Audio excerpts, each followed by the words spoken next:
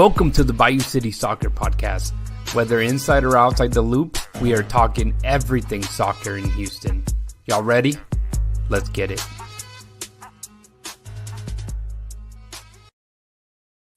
Houston, welcome to another episode of the Bayou City Soccer Podcast. Thanks for joining us on another beautiful Monday night. You know, every time I hear that intro, I think, man, I really can't change it. It's just too good. I don't know why, right? But I am not alone.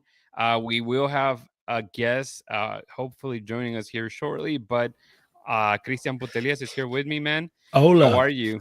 Good, man. Good. Everything good. Yeah, and yes, that intro is legendary. Honestly, the other day I was thinking, I was like, man, I really like the Movimiento Naranja entry, like the whole, having somebody do an intro and stuff like that.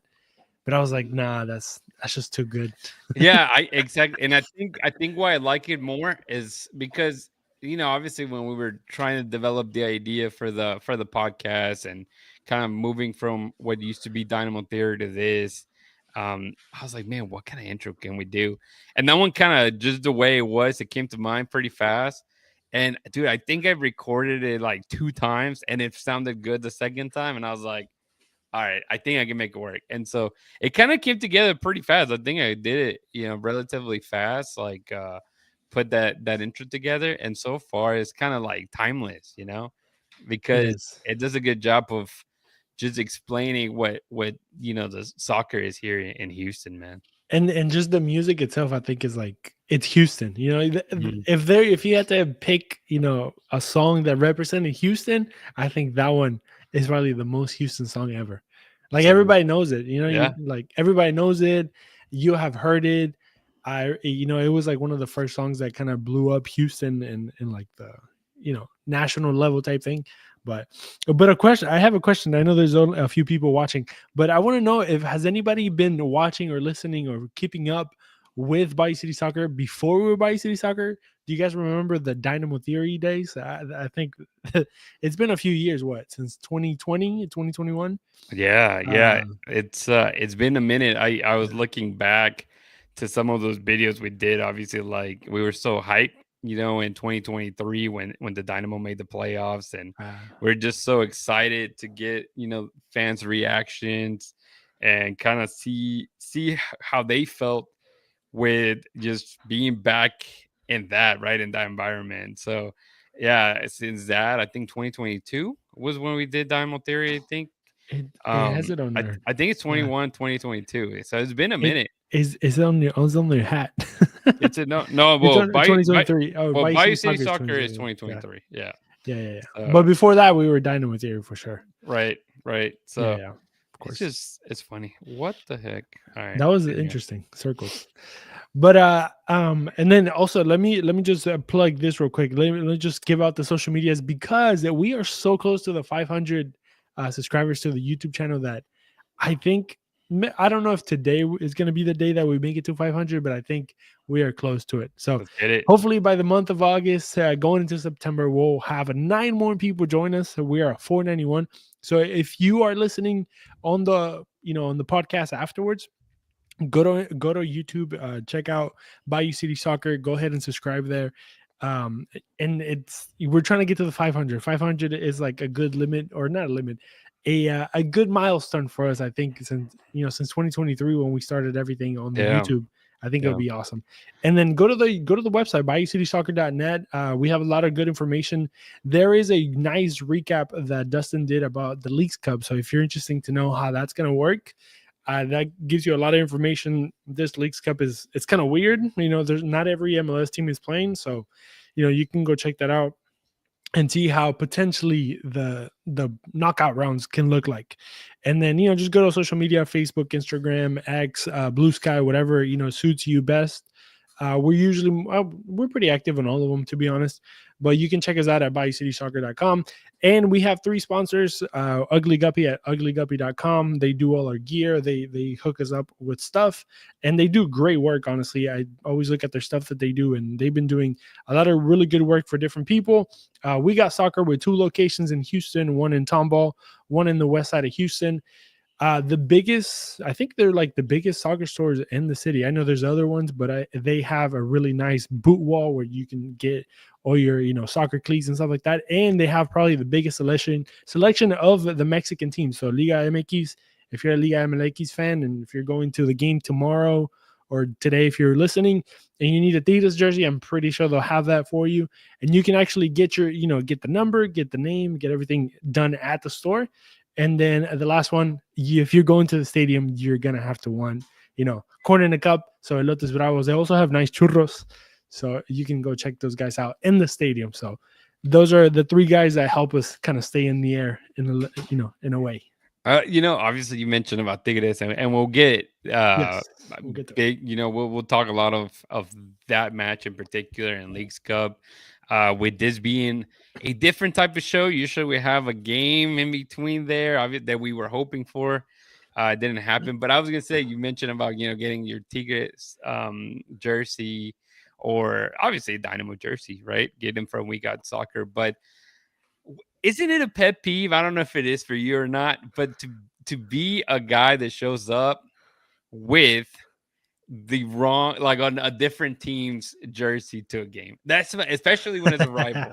I don't know why. That just rubs me the wrong way.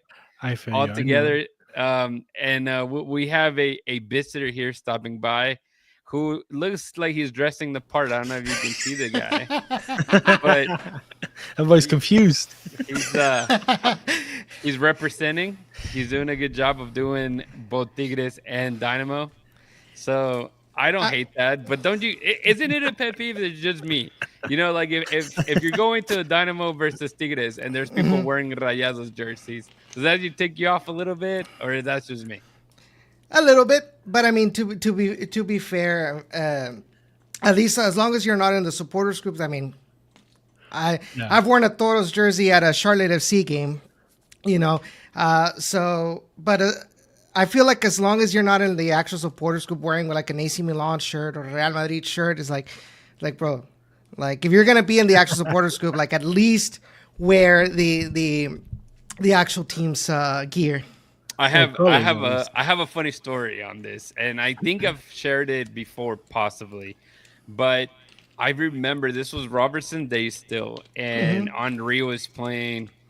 Henry and Rafa Marquez were playing with New York Red Bulls, and we usually, before we really get into Dynamo, like my family as a whole, obviously big Chivas fans, but having the Houston team, having a local team, we were still very stuck in Liga MX, so that's why I understand a lot of people here in Houston that kind of have that happening for them.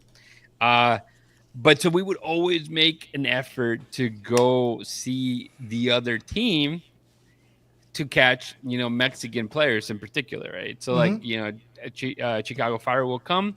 We'll try to go see Cuauhtémoc Blanco. Rafa Marquez with New York. And obviously some bigger stars throughout, right? The one that I always kick myself for not really getting tickets for was David Beckham. I feel like I missed that one big time.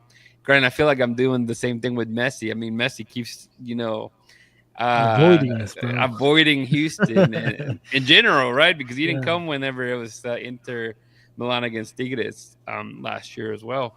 But so we already knew where we were going, and I think me and my brother went to like Marshalls or something like that. And going through the shirts, there was an Henry New York Red Bulls shirt, and he was like, bro, like I have to get this, right? So of course he gets it.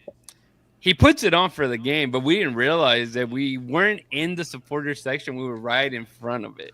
So the entire game, they were just booing, and I mean, they were just making it known. I think one of them was probably Manny from El Batallón, so shout out Manny. Keeping it real, understandable.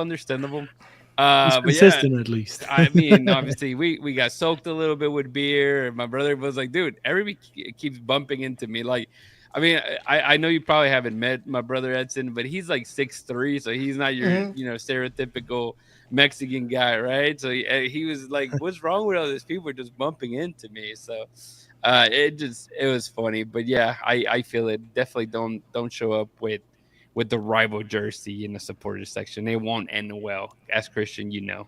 Yeah.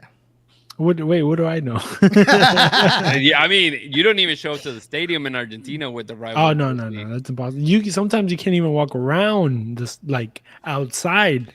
I mean, it depends also where you go, right? Like in Rosario in Argentina, since the city is like very divided between Mules and Rosario Central, like it is dangerous to go to neighborhoods, not even where the stadium is, but just neighborhoods. They'll make you take off the shirt for you to keep walking around. It's extreme at some point. No, go for it. I remember one time I was younger and my parents went to take me because obviously, for those that know me, my parents and my sister are Rayados fans and I'm a Tigres fan.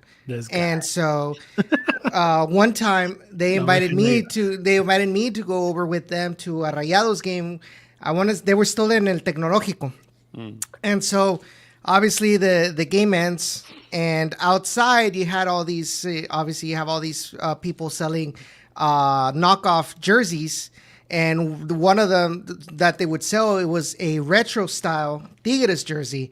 Weird, they're selling Tigres jerseys at Rayados Stadium, but I really liked it. It was for Tomás Boy and everything. So I bought it. And I remember the guy telling me, "Hey, just be careful. Make sure you or don't even have it visible like in your car." Right, just hide it somewhere, like when you're around here. So obviously I was a kid. I was maybe 12, 13 years old. And so I was like I'm in the car. We're trying to exit the stadium, right? And I'm like, man, like I really want to look at it. So I started looking at it. And then all of a sudden, we passed by a bus that I guess had a lot of Rayados fans. And I guess they were looking at me. They were seeing me looking at the Tigres jersey, and apparently they were starting to throw like empty water bottles and stuff at our car. And it was like, like with that kind of passion, you don't want to wear the wrong team's jersey, a rival's jersey in their jurisdiction. I have a question because the same thing happened with my dad and my grandpa. So my grandpa, he's a River fan, right? But my dad came out Boca fan. What goes through the mind? Because you're the only son, right? You have a sister that's in. Yes. And obviously, for guys having sons tend to be the more like, soccer ones to dads, right? Not that the girls are not soccer, but our cultures or whatever. But what made you go to what made you become a Tigres fan? So when in Monterrey, my mom's side of the family, it's literally divided. Half of my mom's side is Tigres fans and half is Rayados sides, right? So when I was a kid, obviously my parents had me as wearing Rayados gear and stuff like that. But it's like my uncles would take me to El Universitario, to Tigres games. And just being at the stadium there was something different about it, like that I felt a little bit more connected to, and so I became a Tigres fan, through and through. And there's an inside joke within my family, and I always laugh about it because they always say, "Oh, your uncle convinced you to become a Tigres fan just with some tortas or something from the stadium," So. But that's usually it. I mean, it's just my uncles, like, they're like, man, we're going to make this kid a Tigres fan. So they would take me to the games and all of that. And it just like, it was just something about it. I mean, I would go to both stadiums. So when I was a kid, I've gone to Rayados games, I've gone to Tigres games, but there was something about El Universitario that I just connected to a little bit more than with Rayados. I had an uncle too that was a big Club America fan, and so it was a big thing. But hey, before we keep going, we are joined as well by César Procel right here. Let me see. Yep, there he goes. What's up, César? How you doing, man? What's going on, guys? Sorry about the tardiness, man. I was kind of driving from a Christian side of town, and it took a little while to get sorted. No problem at all, man. We're just trying to break the ice before we get into Dynamo talk and Leagues Cup. Well, obviously I don't fit in, right? I'm wearing a freaking Rangers shirt. Are you from Dallas or what? No, man. This is so on Mondays. I didn't sign up, man. My wife. One day we get a text message, something about wiffle ball, and I don't know how your girls are, but she can't just hold on to a text message and kind of like let it soak and let it. She wants to respond right away, so she's like, "Yeah, we're interested." then like before I even get a chance to read the whole thing, I said, "You realize you just signed us up for a league, right?" She's like, "What do you mean? I thought it was just one game." I was like, "No, you just signed us up for a whole season." So every Monday we've been playing wiffle ball for the past, I don't know, 6 to 8 weeks. And funny enough, when it was supposed to end today, but now we're in the playoffs. so I didn't sign up for more of this. I was like, man, at least one more week of wiffle balls. And it just so happens that team's name is Rangers. So I literally came in here, I partied, and here we are, man. That's too funny. You playing a dugout or what? No, it's actually at a Bear Creek Baptist Church. They have a sports program called Balance Sports. So they do like kid sports and they do some adult stuff. And so it's on Mondays for the adults wiffle ball. They actually got pretty good like kids soccer, and they have volleyball and they have what else? They have a bunch of different sports. So it's in Katy. It's right there on like Clay and the Fry Road in Houston. So nice, good stuff, man. But hey, Edson was talking about visiting stadiums in Mexico. As a kid and growing up, did you ever get that opportunity, Cesar, before you kind of got into sports? Funny enough, man, I've never been to a soccer game or any professional sport in Mexico. The only time I visited Estadio Azteca was when I was like probably 4, and it was for like a radio festival, like a bunch of artists that my mom took me. But I've never been to a game in Mexico ever. Yeah. not Chivas, not America, not anybody. Yeah. So no, I've never been. It's part of the plan. It's just life gets in the way, and so that's what I always tell people. I'm like, sometimes it's easier when you're in the U.S. to actually see your teams from Mexico. Distance, probably economics, everything else. It just makes it so much easier. So, which is why something like Leagues Cup, I think is pretty awesome, man. Like because like people, for example, if you're an Atlas fan, which I don't think anybody here is. I don't think anybody in the world is, but if you're an Atlas fan and and you're in Miami, right? What are the chances that you go from Miami to Guadalajara to see Atlas? Are slim. So the fact that you get Atlas in your hometown or where you live, that's a plus for some fans. Yep. True. So. Absolutely. Well, let's go ahead and get started, man. That way we don't take a ton of your time. You probably stink, and your wife is probably wanting you to take a shower. Oh, sorry, I can't go to take a shower anyway. So you take your time, bro. At this point, it is what it is. Here we are. Man, but no, this should be a good episode. Obviously, starting with let's just talk about that really long night that was Friday night, man. Who loved it? I think everybody, but Edson was there for this match at the stadium. Obviously gets postponed. The new match is September 6th, I believe. It's pretty incredible that it went the length that it went. Cesar, I don't know in your opinion, but there's been games like that in the past. I actually went as a fan. I took my dad. My dad had been wanting to go for a minute. And we said, we were there from 5:30 p.m. So we got there probably the time you got there, Cesar. And we ourselves, as soon as I saw the ref playing with the ball, and it just went splat. And, yeah, it just like that. Wait, yeah. So funny enough, I've never actually experienced a like cancellation like that.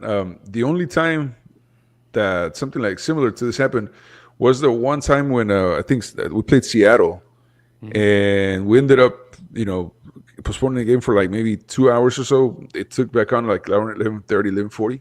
So I remember we were doing the press conference with Hector Herrera, and it was like 1 o'clock in the morning. Yep. And that was the only time. I've actually missed the games where, like last night's, which was I think 2 LAFC games. I've been out of town or something happens where I'm not there, and so it's always been Enrique Gonzalez and Danny that have to deal with with the postponement. But it was crazy because on Friday I was actually at the Astros game up until about 6. I had to do some interviews, so I was there till about 6:30. I figured, okay, 6:30, I'm already ready. So it'll take me like 10 minutes to walk to Shell Energy. So I'm coming out. I'm like, man, it's pouring, right? So I kind of wait a little bit, and I'm like, I got time, I'll make it. And so it's kind of breaking the rain. So I start walking, and then I get past Lot B, and when I get to cross the street, it's like the water's up to like some guy. It's up to like his knees. I'm like, oh man. I said, I'm wearing like dress shoes, which are like como tela, just like cloth. I was like, crap, dude, I can't do this. So I walked back all the way to the freeway, crossed the street there, and then walked back.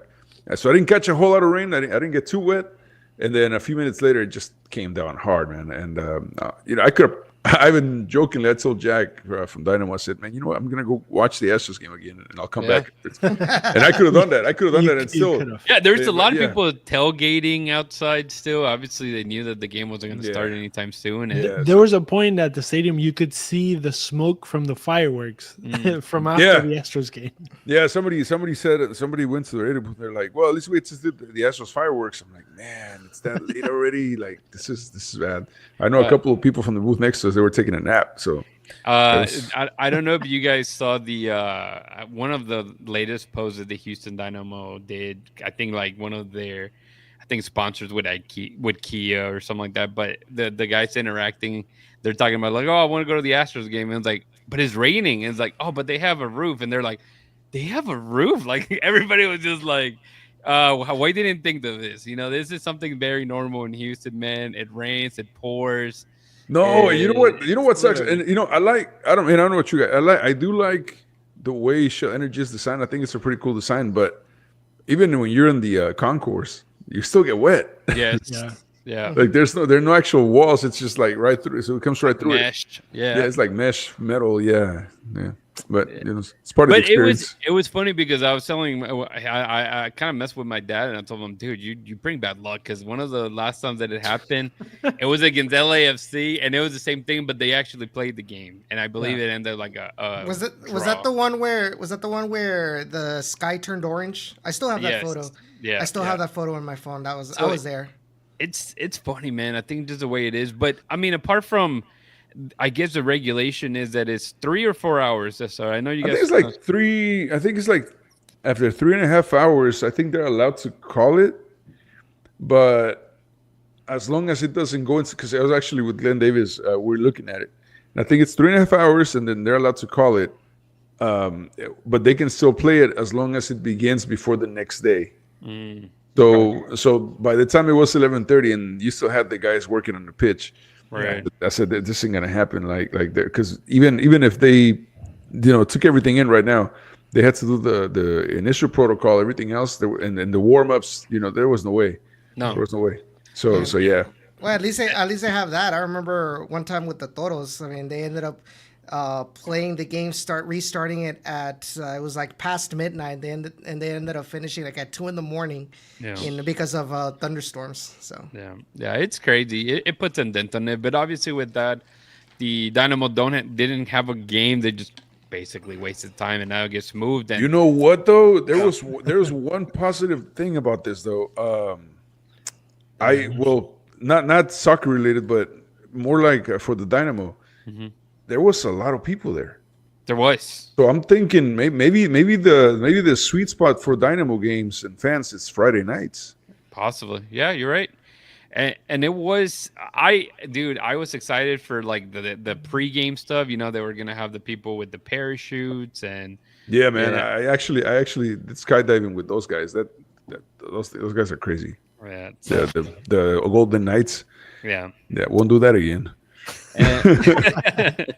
You survived. That's it, man. Dude, I figured, I was like, if I'm gonna jump out of a plane, which by the way, you don't actually jump out of the plane, they push you out. Yeah. When you go skydiving, you're not jumping out of the plane, you're getting pushed out of the game. Like, you ready? Yeah. No, you're literally holding on to your own strap, and then you got the guy behind you, like he's the only one holding onto the plane. So by the time it's time to go, you're not holding onto anything except for your life, bro. That's it. God. And then man. If you're afraid of heights, it's an interesting experience. Like I said, there once, won't do it again. Yeah.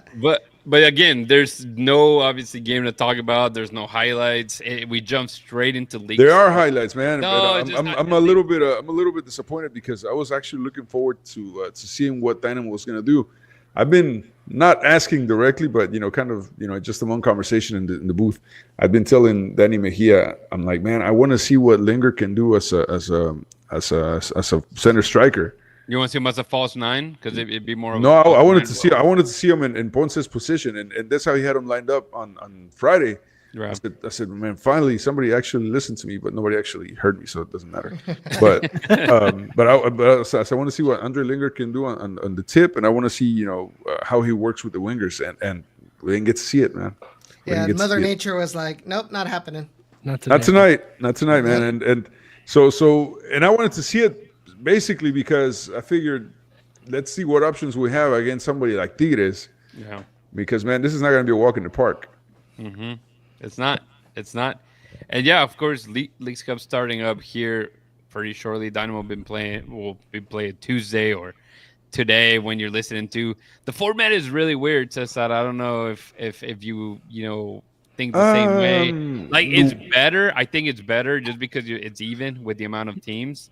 But the setup is kind of like what the Champions League kind of turned it into, like in a way, but way less teams make it. Only 4 out of 18 on each bracket make it. So it's not a lot of teams that kind of go through. Let me see. I put a bunch of, if you guys are watching us live, you see the slide with all the information straight from Leagues Cup. Obviously, the point system, there's no ties. If a team goes to a tie in 90 minutes, they go to penalties. Each team get 1 point, and the winner of that gets 2 points. Obviously, a win in regulation gets you 3, and the top 4 clubs with the most points reach on each league. They get into the knockout stages. So very difficult to read here, but this is a better bracket. Obviously, from the table, it's made so they're trying for Liga MX to MLS kind of meet each other in the final. This is my question to you guys, I guess, before we go into the Dynamo side of the Leagues Cup. Do you think, Cesar, Edson, since you guys follow Liga MX pretty closely as well, you think the Liga MX wins it this time around, kind of with it being a little bit more even? That's a tough one to predict. I think it gets close. I think we might have a MLS Liga MX final. Mm-hmm. But I don't necessarily know that Liga MX wins it. It just all depends. If I think Tigres would probably have the better chance. I would say Tigres or maybe Rayados or Cruz Azul have the better chance. But as far as winning it, I don't know, man. That's a tough one. So for me, I actually think that one of the biggest advantages this year now is that now they changed the formatting to the point where now the Liga MX teams don't have to be traveling from one end of the continent to another like they did I did last year, right? So León, that everybody remembers. Rayados también.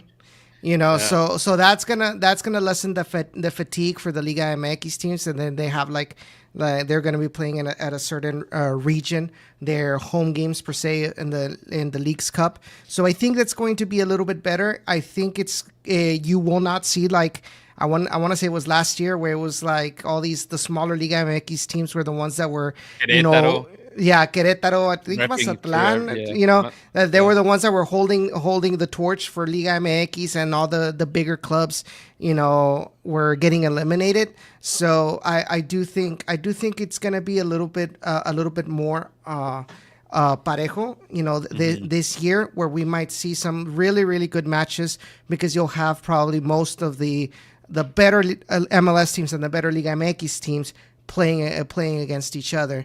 And then obviously you also have that Liga MX has, I want to say, a relative disadvantage that they barely started the season. I want to say there's barely into week 3, if I'm not mistaken. Yeah. Whereas MLS, I mean, they have weeks, playing, so they're going to be more in form. And a lot of the Liga MX teams, they're with new players coming in. Some of them have new coaches. They're gonna try and figure out how they're going to play. So I think for some teams, they might take Leagues Cup as kind of like an extended off-season kind of thing. Yeah, absolutely. And just to point out, the tournament rewards, the winner of the third place match qualifies to the CONCACAF Champions Cup. Both clubs in the final automatically get into the Champions Cup as well, and the winner goes directly into the round of 16 of that tournament. So I'm sure there will somehow Miami get thrown in there as well, gifted some kind of spot no matter what, even if they finish. You telling me they're 18. Special? They are lit. Just a tiny special, right? That's what got them to I know that it looks pink. Yeah. It's not pink. We are celebrating there's another, Argentinian Rodrigo de Paul makes it into Inter Miami, and I was listening to Messi's bodyguard. Encanchados playing all the recordings of Macherano getting interviewed after the Cincinnati game. And my God, it just... Argentinians, you guys are special, Chris. You guys, special, huh? It's like we're not here to change the rules or change the league, but I want to change the rules and change the league mentality. So it's funny, man. It's funny. Yeah, it's comical, but no. I think this should be a setup for probably the best. I guess the best probably Leagues Cup that we've had. I don't know, because in the past, before they made it into this tournament style, it was very limited. I think I remember at one point America played against the Dynamo, and it was really odd how they were chosen in the past with like 8 teams, and now it's getting a little better, just a little rounded. I don't know, Cesar, your thoughts on it? No, so I personally enjoy the tournament a lot. I like the tournament. I like the idea behind it. I don't like necessarily the timing, and I didn't like the format last year. But I think the way they got it set up now, I think it's gonna be fun, because you have to have a winner in every single game for one. There's no it's a tie. It's gonna be no boring zeros. Like, you gotta have a winner every single time. And you're going to have teams from Mexico playing against teams from MLS in pretty much every single game until you get to the knockout phase. I think in semifinals that's when semis at that point. Yeah, at least until semis, which I just makes it more interesting. And so it's almost guaranteed that you might have like a Mexican team versus a MLS team at the end, which actually is fun. I don't know if you guys did the bracket. I did the bracket a few days ago. I need to $10,000 or something like that. I don't even know what it is. I just did it just for fun. I actually have Cruz Azul winning the whole thing. That's not a bad shot. Yeah, I have Cruz Azul winning the whole thing, and I have America in 3rd place. So it's second place. San Diego. Oh, okay. Oh, yeah. Another. Yeah. So I actually got Cruz Azul knocking out Miami, America knocking out Charlotte. I have San Diego knocking out Tigres, Columbus Crew knocking out Monterrey, and then San Diego eliminating Columbus in the semis, America losing against Cruz Azul in the semis. Final, I have Cruz Azul in San Diego, and then I have 3rd place America, Columbus. Dang. And you have Dynamo losing every single game. I got you, man. I didn't have the option of putting those games. I think Dynamo can beat Mazatlán. For sure, I think they can beat Mazatlán.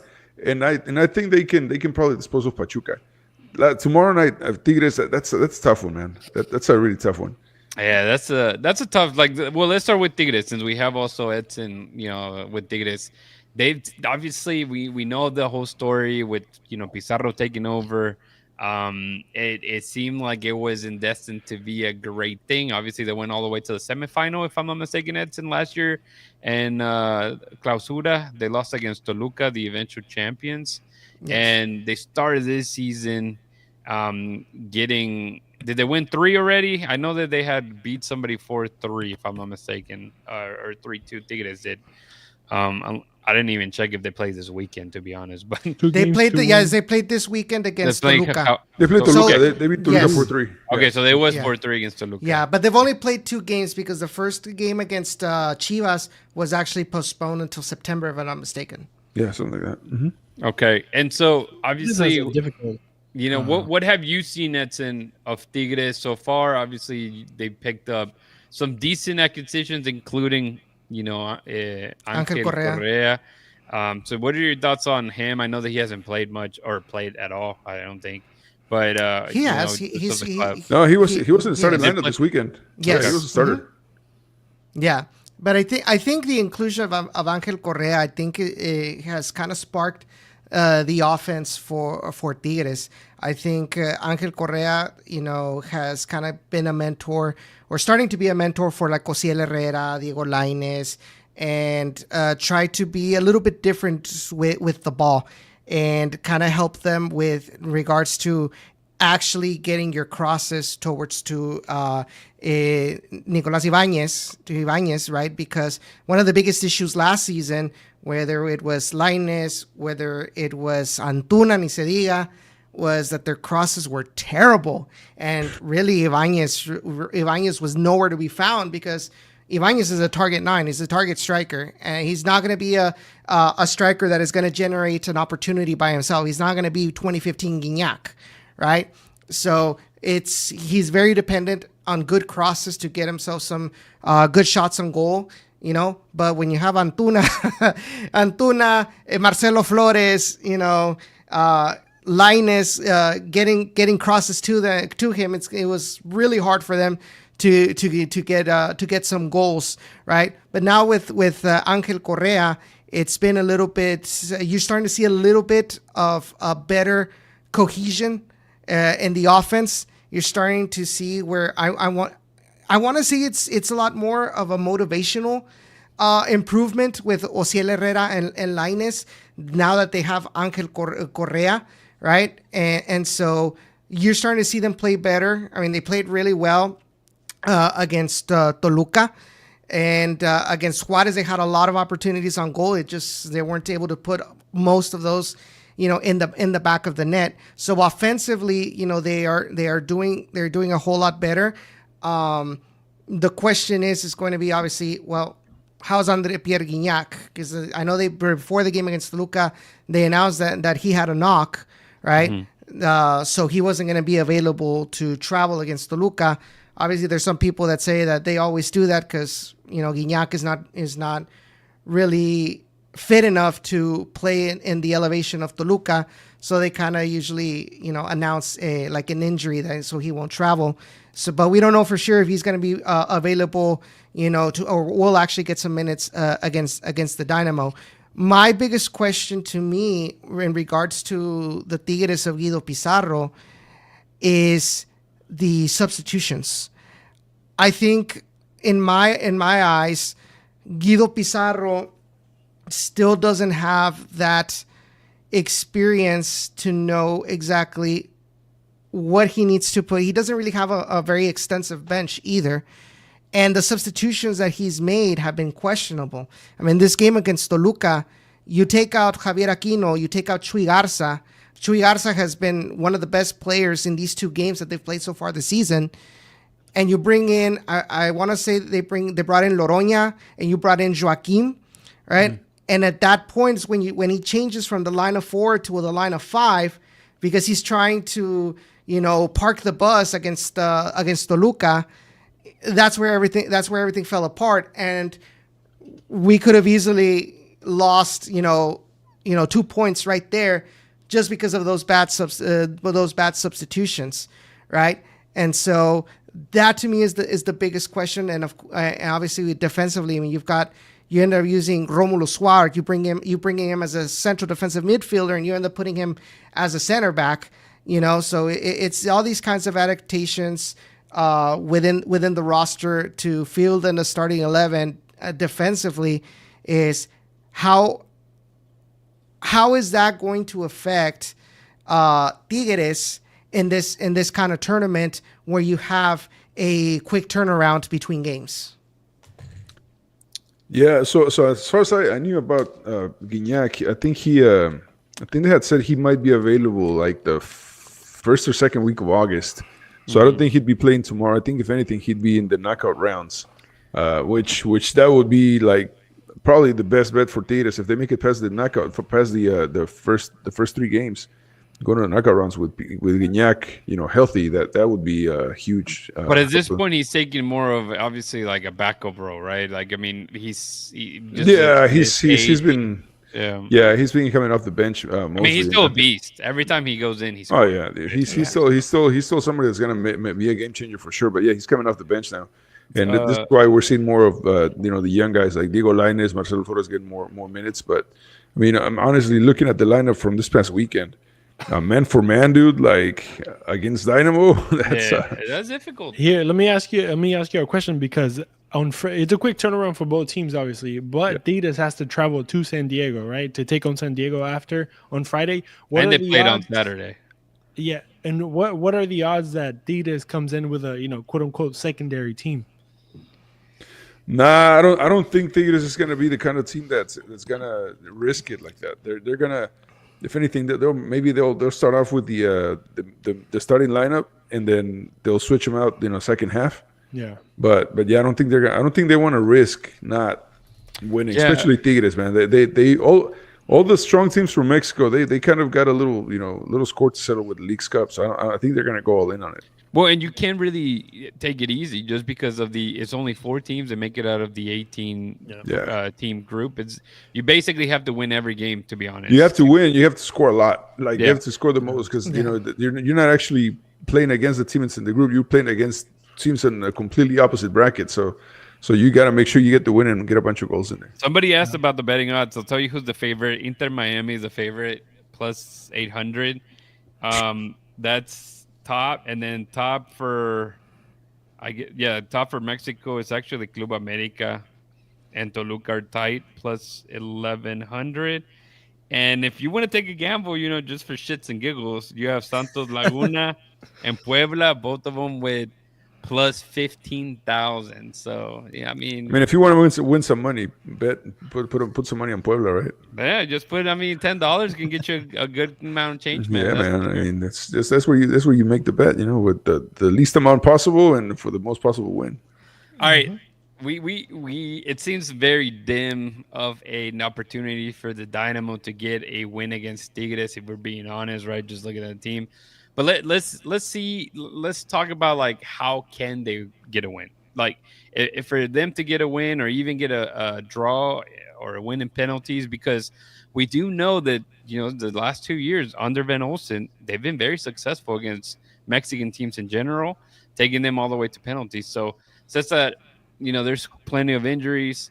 Chris, you don't have Ponce probably out for this game. Obviously, Escobar is also dealing with an issue. The defense is the one that really kind of makes you think. But what do they have to do, guys, for the Dynamo to be able to pick up points? I mean, you would want them to win, all 3, but that's been very difficult against MLS teams here. So Tigres it's a completely different thing, man. Well. Who you want to go first? Go first. No, you can go. Sure. So I think you kind of hit the nail on the head, right? The defensive line on Houston Dynamo, that's probably the weakest link right now, and they're gonna have to, play to the possession of the ball. They have to be very accurate with their passes.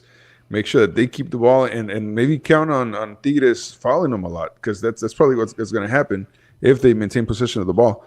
And then up front, you got to make sure that they can squeeze through with a little speed. And, this is where somebody like Enali might make a difference. Just have a little speed to try to beat their back line. But if they try to play, long passes and just down the middle, they're never going to make it past midfield. If they want to play the possession game, they're going to struggle. Yeah, if they got to play a possession game, that's fine. But they got to play possession game with short passes. Yeah, that's true. And just kind of advance, and then make sure. And somebody like Enali can maybe break out and get a long pass. But that's going to be a tough one. And it's also, I get before Edson, you mentioned your thought. It's just the fact that they're also going to be basically playing away, right? I think we are going to expect a pro Tigres, crowd overall, Edson. Yeah. So one of the things that I think the Dynamo can take advantage of is, for example, if you look at the starting lineup for Tigres against Toluca. I mean, they lost Rafael Carioca in the offseason. He was basically their pivotal center defensive midfielder. Now Guido Pizarro is trying to mold Fernando Gorriaran and Juan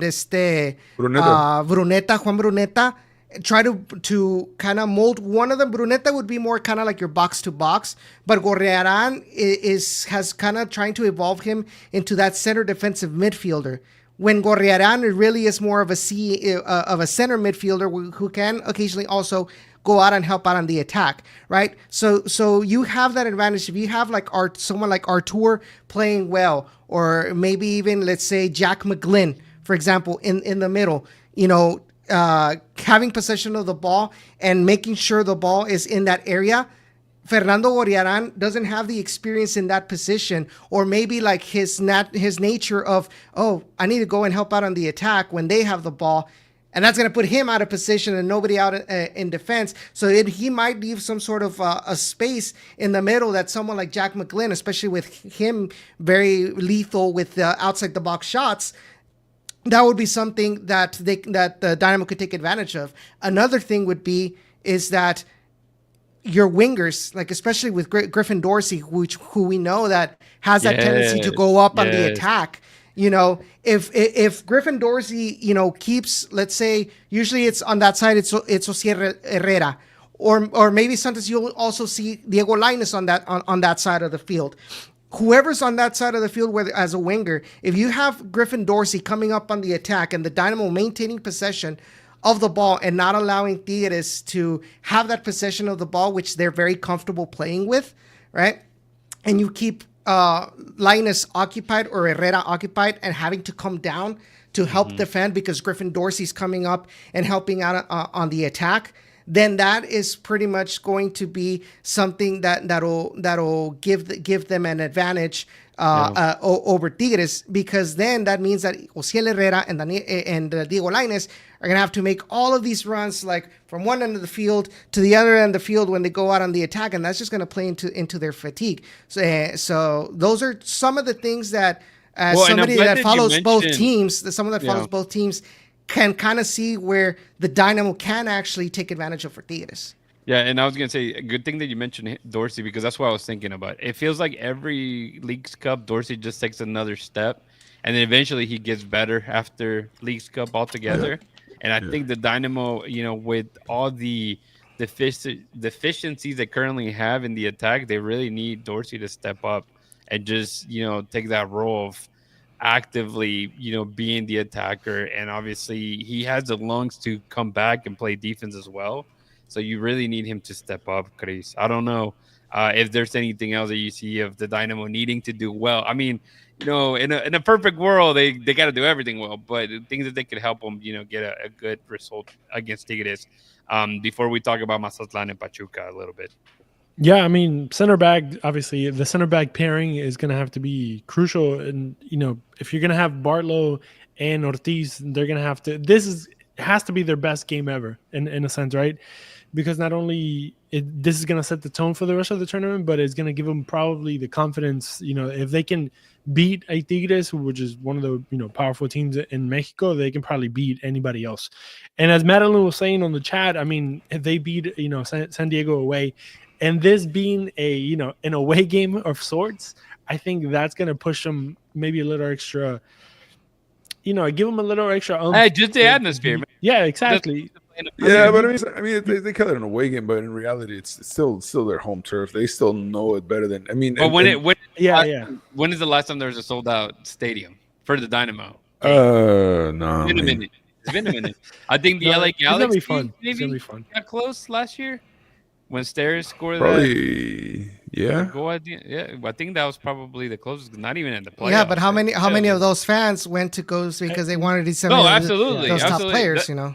And that's what I mean. It's a lot of just the atmosphere, right? Just playing in front of a big, you know, a big crowd. I think it helps. Yeah, having the back and forth of like, you know, we're gonna be away yet home because we're gonna have our fans. I think that's gonna bring a little extra atmosphere. And I'm a big, you know, person when it comes to the players taking all that energy from the fans and having both fan bases going at it at the same time is gonna be another game to be played mentally, not only, you know, in the physical realm, I guess, that they have played in there. Yeah, I mean, especially in the U.S., you really worked out for Boca Juniors, huh? Hey, you know, our best games were against Benfica and Bayern, and you know, but you know, I mean, who would have ever thought that Boca was gonna go toe to toe with Benfica and Bayern? And obviously everything went to shit afterwards, but you know, at least that was the peak. You know what I mean? Like the ilusiona, and I think that's what's gonna bring. And it's a great opportunity. I think Ben Olsen mentioned it also on his press conference. This is gonna be a good opportunity to get those Tigres fans to kind of fall in love in a way with a hometown team. You know, True. I mean, we know that a lot of Tigres fans are from Houston, most likely. You know, so you know, what a better opportunity to show off, you know, what Houston has than going against Tigres. You know, why not, you know, win them over in a way. So I think it's a good if opportunity. everybody can win Tigres, if Tigres fans over, I think, for people that haven't been to games, I mean, if Lawrence Anali plays at his peak, like we know he can play, if he can play like that, and Jack McGlynn, I think those are the two golden tickets to convince fans, like, hey, they're actually good players on this team. Yeah. Just give us a chance. So no, I agree. That's one of the main for the Dynamo to be competitive, not to roll over and get a 3-0 loss. A tie is a win. You know what I mean? Like a tie would be a win because going to kicks. When against Tigres, whatever happens. Now, I mean, on the upside, we don't have we have Jonathan Bond this time around. Like so that might that might actually be a change maker for because it was Toluca that we wins penalties last year. So yeah. Exactly. Oh, somebody hit us with the go to sleep celebration. I remember that. But I mean, even Clark couldn't save nothing to save his life, man. The pose helped him a couple of times, and then a couple changed. But yeah, it's Bond. From what we've seen, he's saved a couple penalties already this season. So it is a different vibe, and you're right. I mean, that he could be honestly who gets you 2 extra points for sure. Yeah. But Tigres, hopefully the expectation is it goes either way. I just want a competitive match altogether, just for the fans, right? For the fans of Houston, the people here that want to see a good match. You don't want to see it so lopsided. But what are you guys maybe expecting? And we'll touch a little bit on it since obviously Friday night Mazatlán will be here, and then next week Pachuca. But Cesar, I'm going to be honest, man. I don't really keep up with Mazatlán all that much. So, man, I don't think anybody does. I don't think Mazatlán keeps up with Mazatlán, man. Right? It's I always jokingly I tell historiador on the show, I'm like, mis cañoneros, desde la cuna. In reality, they have like a whole 5 years in the league, right? There since they existed. So so maybe that'll play to their advantage. The fact that they're not very well known, they're not very followed. Now they do have a new head coach. And he might make a difference. Which one? Robert Dante Siboldi. Dante Siboldi, exactly. Yeah. So that's a good coach. That could make a difference for them. But I mean, you look at their players, and it's like they have Rodolfo Pizarro, Tocayo. I think he was playing there, and for Mazatlán. Yeah, I mean, I don't even think he's there anymore. I think they have Benedetti. Benedetti. Yes. Yeah, they have Benedetti, and let's see. I'm trying to see which other players. Samir Caetano, Esquivel. Like the connection they had for a while was Sebastián Ferreira played in that team for a little bit after they moved him from they moved the whole dang team. Well, and here's the thing: if they have this Brazilian guy named Dudu, but if Mazatlán plays anything like MLS. Like the teams without a superstar, they could be trouble. Because sometimes those teams without a superstar, they kind of just, they're kind of well synchronized. They know how to talk to each other, and they play to each other's strengths. And that's what happens. I mean, that's what Vancouver's doing, right? They don't have any superstars, and they're playing to each other's strengths, and they play really well. So I mean, we make fun and everything, but we might be sleeping on Mazatlán. Yeah, I doubt it, but we might be. I mean, they're going to be playing with no pressure because there's no expectations out of Mazatlán. Yeah. So everything that they do, it's ganancia. Mm-hmm. Yeah, that's true. I mean, their last games have been pretty tight. I mean, 0-0 Cruz Azul, 2-1 against Puebla as a win, and then a 1-0 against Pachuca. So they haven't been scoring a lot, but they also don't get scored a lot. So they're in good shape. That's been one of the strengths. Yeah, it's been one of the strengths for Dante Siboldi. Siboldi has been one of those. His teams have been where they don't really score a lot, but they tend to be a little bit more organized defensively. Yeah, I mean their best players, according to football, are the defense. Like the defense is the one that is showing out in those last 3 games. Yeah, at least statistics. Yeah, I guess it's funny because that's former Tigres coach, right? What's his name? Yeah. Just like after he left, Pizarro took over basically, right? It was so after he left. Yeah, it was just oh yes, the Paunovic. Yep, Paunovic. Yeah. What a joke. And then lastly, for the Dynamo, they'll be taking on Pachuca. Pachuca loves international tournaments, man. They tend to be very, very good at them. Obviously, we know that to be the case, especially playing against the South American teams. But here, man, the expectation for Pachuca is always not necessarily. I wouldn't say it's really, really high. It's obviously never low, but I mean, they've also been picking up some decent players. I saw that was it William Carvalho was joining them in the midfield, and I mean, that guy, if I'm not mistaken, he won the Euro with Portugal back in 2016 or whenever they won it. But I mean, so they have some decent players. They got rid of their striker, their Venezuelan striker Rondon this summer. Venezuelan, yeah. But they're decent. I mean, they're always, they tend to be. Are they considered the sons or the fathers of Club America? How does that go? I know it has something to do with that, huh? But I mean, they did to do a very good job. Pachuca is full of a lot of youth talent, Chris. I mean, they do a very good job with their academy. Yeah. But what are the expectations for against that team, or what are you thinking, Chris? You think they'll be able to pull some points out of that? They played 3 games. They won 3 games. So I mean, if you're going to look at their run of form, obviously it's the beginning of the season. But I mean, they played difficult teams, quote unquote.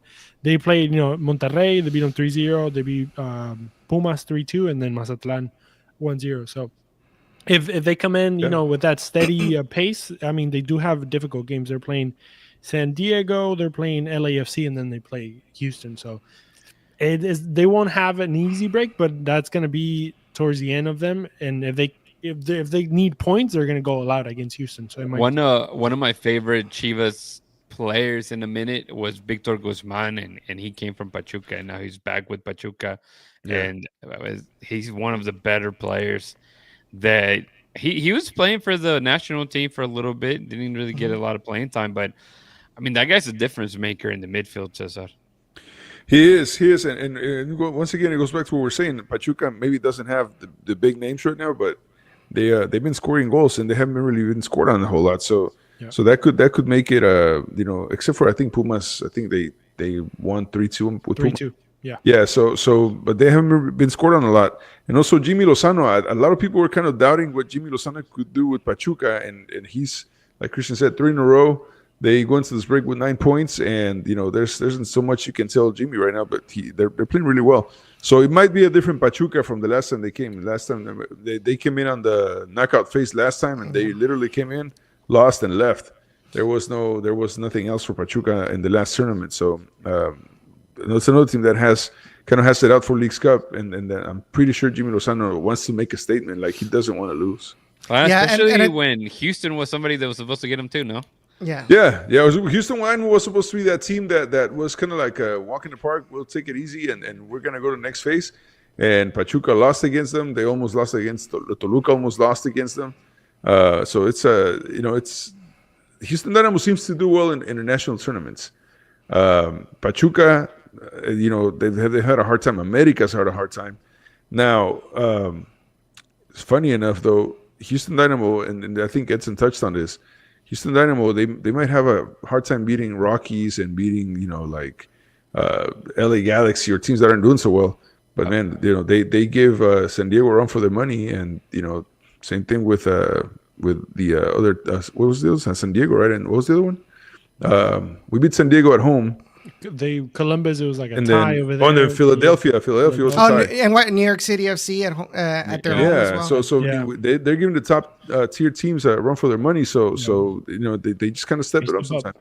Yeah, they're inconsistent. So, just real quick on one of the comments that Cesar made about Jimmy Lozano. So I think a lot of the people have had really high expectations because of the bar that Guillermo Almada left with Pachuca. And then all of us, and so like immediately after Jimmy gets hired, he has to go to the Club World Cup, which was a complete dumpster fire for them. So that's where all of the doubts happened, with Jimmy Lozano. But obviously, I mean, it was going to be something completely different because he was inheriting, a team that he really hadn't worked with. So now he was trying to get these players to adapt to his vision of tactical vision. And I think now we may be starting to see some of that work being reflected on the field. It's just like it's Pachuca, but it's to quote Taylor Swift, it's Jimmy's version, right? So yeah. But I think that's at least that's my take as to why there was a lot of doubts with Jimmy Lozano. Is just Guillermo Almada was like, this year. Yeah, that's true. That's true. Kind of out of nowhere, but yeah, I think for the Dynamos, if we're gonna be honest, and we have to take a vote, do we think that they make it? Outside? Do they make it to phase 2? I think my vote is against it. To be honest, I think they could get some results out of these matches, but I do find it with just the depth and man to man against definitely Tigres and Pachuca. I just find it very difficult for them to do any better. Chris, I know you're about to say the Dynamos, they have been so inconsistent this year that you just don't know what to expect, right? Like you go to San Diego thinking you're going to get killed, and then you beat them 4-3. You take on a team here in Houston, and Montreal, you're like, well, this team, 3-1. is going to be a walk in the park. It's going to be a good day, good morale boost, and then they score 3 on you, and you're like, what are we doing? So it's one of those things that you have no idea what to expect. They're going to be good, they're going to be bad. You just know that they step up when it's against good teams, and then it seems like they step back when it's bad teams. Yeah. And I think going into these games, at least against Tigres, they are the underdog in many different categories. But I think that would be the plus. Going in as an underdog, not anybody expecting any much out of you. That should be just play comfortable, play easy, play with less pressure, and then just play good soccer, and then let it be what it has to be. Yeah, and I think they got very lucky that they didn't have a game after all on Friday, because as Ben Olsen mentioned, you are able to kind of put your best team out there and not necessarily worry about the minutes ahead. So with Tigres playing on the weekend and the Dynamo not, I think that kind of helps it get a little closer. I would never put it in level field. Yeah. Exactly. And so there is a way, and there is a universe where the Dynamo could beat Tigres and get all 3 points. Now, it's a little bit harder to believe or kind of to think of that being the case. Definitely. Possibly 1 point, but the percentage is probably higher on the loss, Edson. So you'll be happy on the other case, right? You just don't have to wear your happy otherwise. You don't have to wear your Dynamo hat. It's a win-win. But honestly, you're gonna pull that meme, right? Where you wearing your Tigres on top, and as soon as they lose, you take it off. And you get back on the bar. I fully expect a video of that. Tomorrow night. We'll see what happens. But no, honestly, like, to me, I mean, I've been a Tigres fan for so many years. More than Houston Dynamo. But to me, I would be extremely ecstatic on my Dynamo side if they can get this result against Tigres, because I think this would be a result that the players would need, that the fans need, right, to kind of get them back to caring about the Dynamo, because right now there's a lot of disillusion with the Houston Dynamo. There's a lot of negativity against the players, against Ben Olsen, and I mean, granted, some of them, it's been warranted. Some of those doubts have been warranted. Like you mentioned, Chris, this inconsistency, like how far are we into the season and we're still like super inconsistent. Like we don't have like a groove, right? So, but I think a statement win against a top team like Tigres would be the motivation that I think that the team needs, not only for the rest of League's Cup, but as well for the rest of the season, and to allow them to realize as players, hey, we can do this. If we beat one of the best teams in Mexico at our home, when we were surrounded at our home with visiting fans, it's like we can take on Lionel Messi and enter Miami and Miami kind of thing, But at least it gives them the motivation. It allows also Pat Onstad to understand, okay, maybe I do have something going on with this roster that I built for Ben Olsen. I say, hey, you know what? Maybe my tactics do work, but I just gotta be, like he says, a little bit more work and getting some of more, adjustments to the roster, to the lineup, to get it to where he wants. But having that, win would be a huge step in the right direction. Now, if they lose against Tigres, well, everybody would expect that. So it's like, okay, nobody's gonna bat an eye if the Dynamo lose against Tigres. But if they do win, then it's like, oh, we might be onto something here. Yeah, absolutely. As long as it's not a blowout. I think I mean, I get it if it's a blowout. I think if it's a blowout, Vancouver came and beat you 3-0. If Tigres comes and beat you 4-0, 5-0, you're like. But it's a measuring stick because, again, it depends who he's fielding. Yes, there is some injuries, but that shouldn't be an excuse enough. Like, you should be able to put a good team out there and stay competitive, especially, like Cesar, you were mentioning, if they're going to play a possession game but try to play short passes and quick passes and move it around Tigres and maybe try to use a nollie and break through that way, then that's the way to go, right, Cesar? Yeah, no, of course. Like I said, if they're going to play the what Dynamo usually plays, which is ball possession, they're going to have to be very accurate with their passes. Losing the ball in the center of the pitch is going to be brutal for Dynamo against somebody like Tigres because they're fast, they're strong, and they know how to play. So yeah.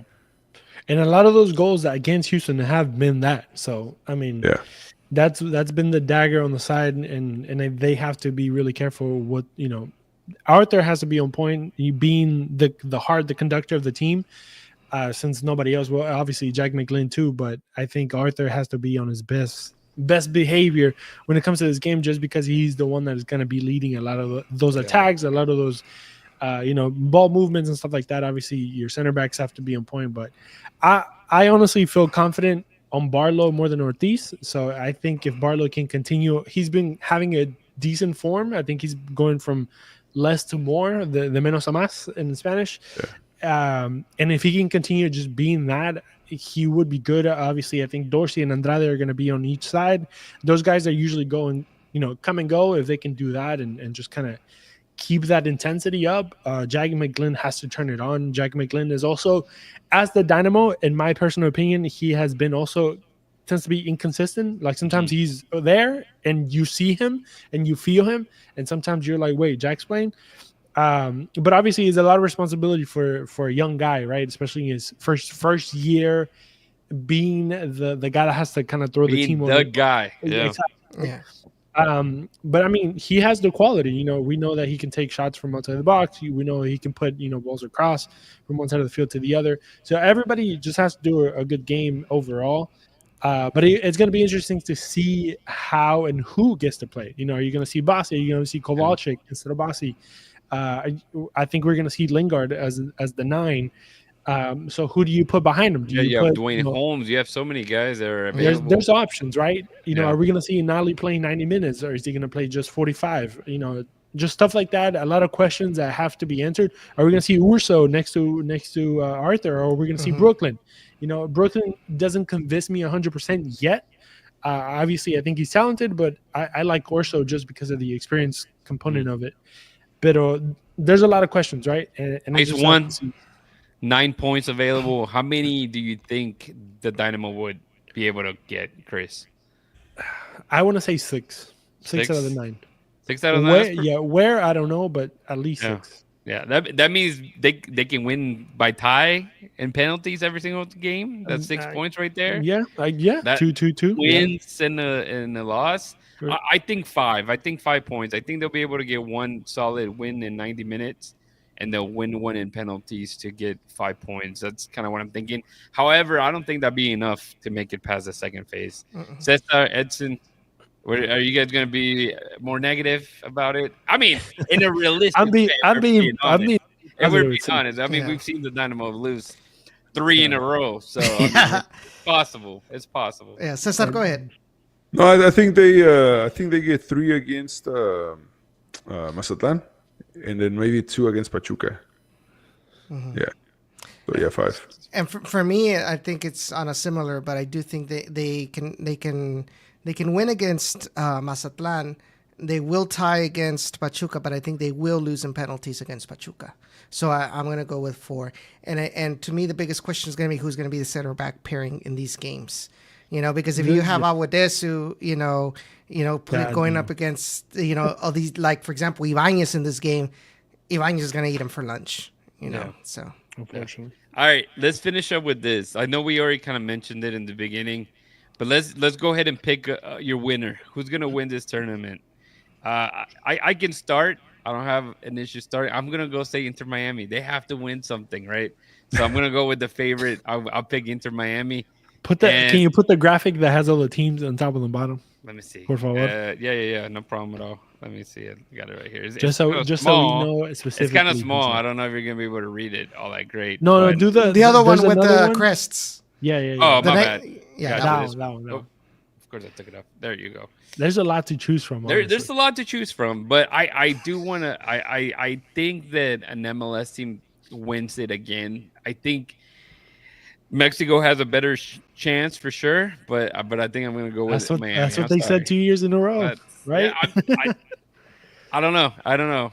Everybody's disappointed. Edgar says Dynamo win the group and a round of drinks on me. All right, we'll put it on Edgar as well. There you go. Hey, there's a few people on the chat. Let us know, who do you think wins? Who do you think does wins the Dynamo make it out of the group stage? And number two, who wins it for you? Who? Edson, go ahead. I'm going to say the Dynamo does not make it, and of course, I think who might win it for me.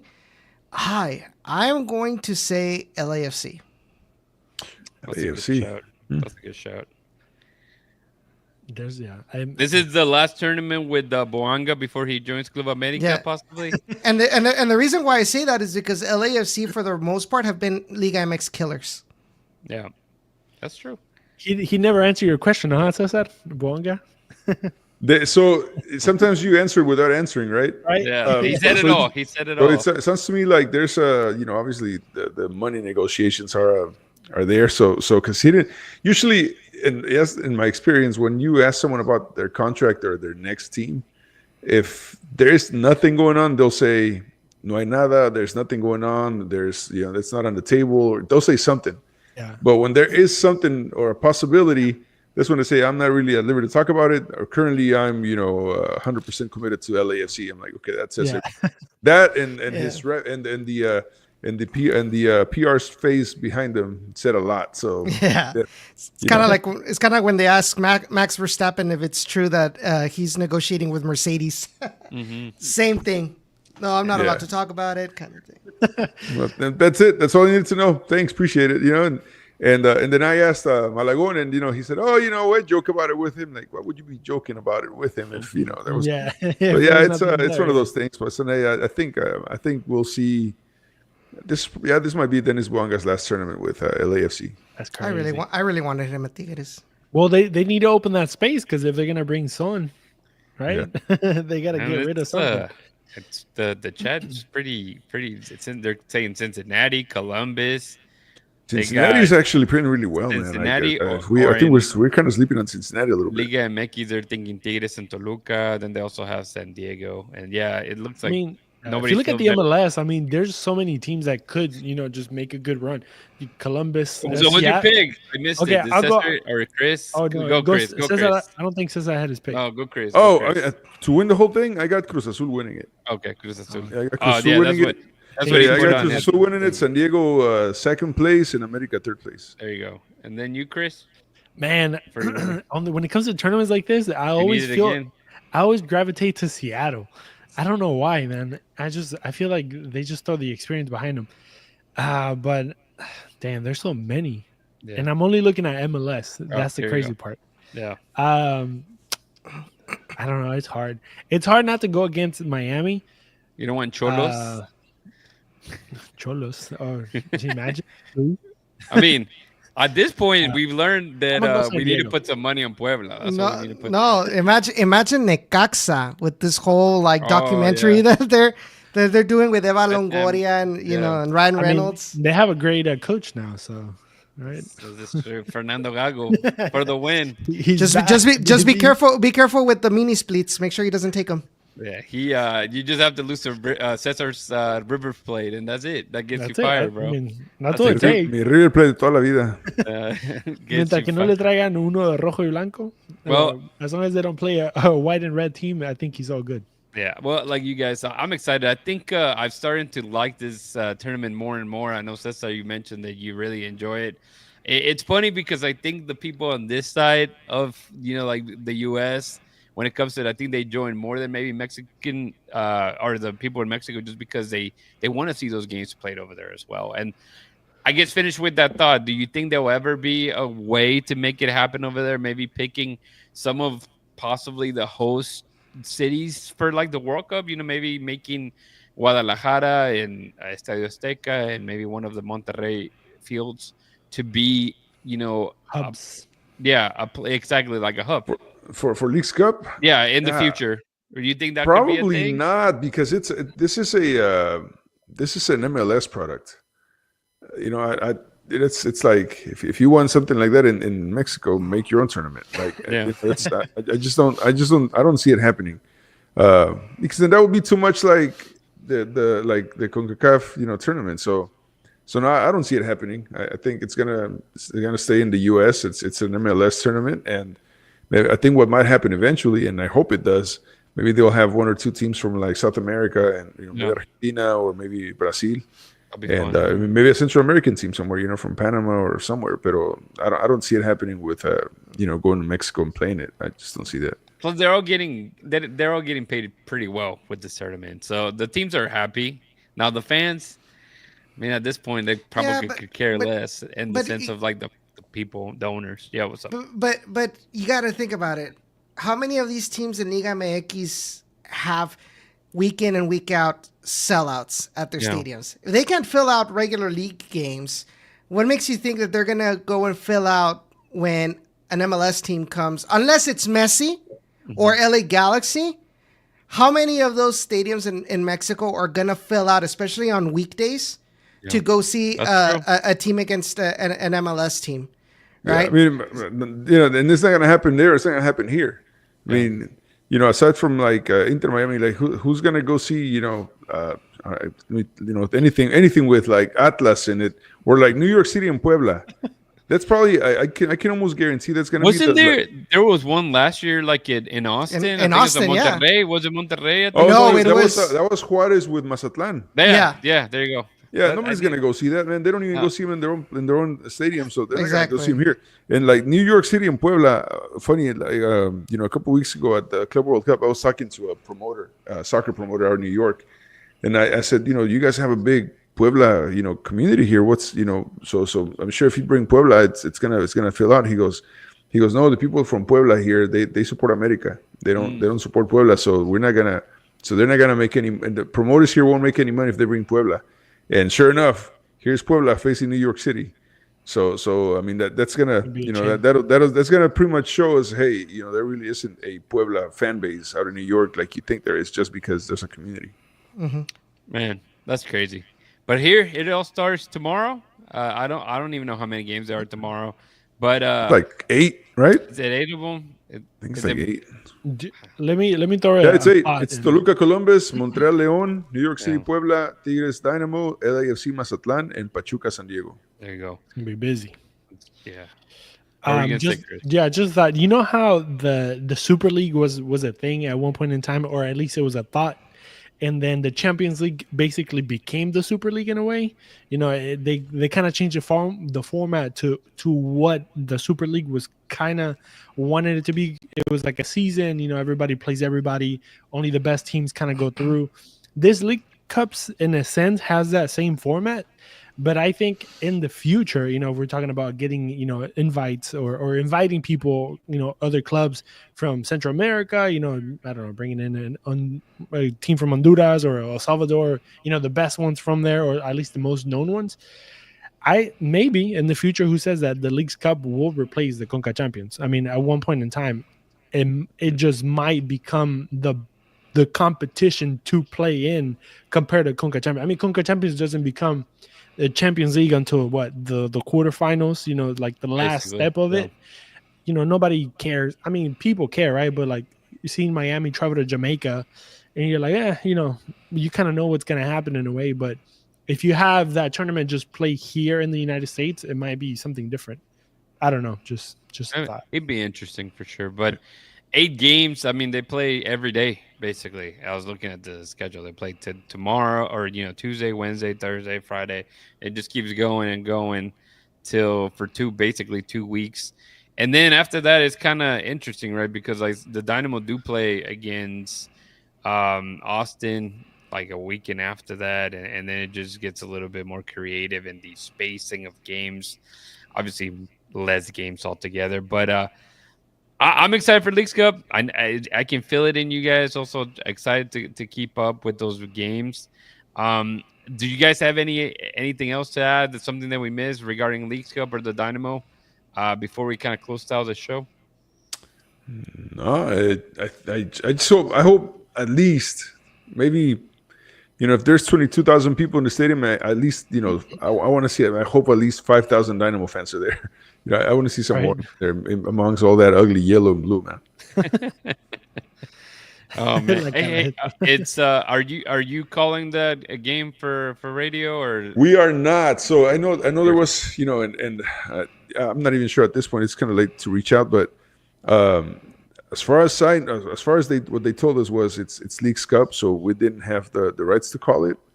And I know on the email that went out, it said we were calling it, but so I double checked and they said no, we're not calling the game. So no, it's gonna be. I know Glenn's on it, so Glenn's gonna be calling it for sure.